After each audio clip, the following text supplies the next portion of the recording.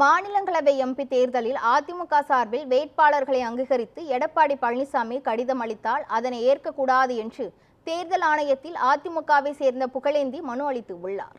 தமிழ்நாட்டிலிருந்து 6 உறுப்பினர்களை மாநிலங்களவைக்கு தேர்ந்தெடுக்கும் தேர்தல் அடுத்த மாதம் 19ஆம் தேதி நடைபெற உள்ள நிலையில் புகழேந்தி இந்த மனுவை தேர்தல் ஆணையத்தில் கொடுத்து உள்ளார்.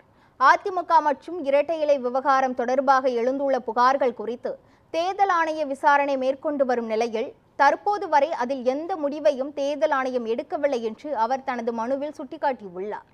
எடப்பாடி பழனிசாமியின் கடிதத்தையோ அல்லது கையெழுத்தையோ தேர்தல் ஆணையம் அங்கீகரித்து ஏற்றுக்கொண்டால் அது உச்சநீதிமன்றத்தின் தீர்ப்புக்கு எதிரானது என்று புகழேந்தி தெரிவித்துள்ளார்.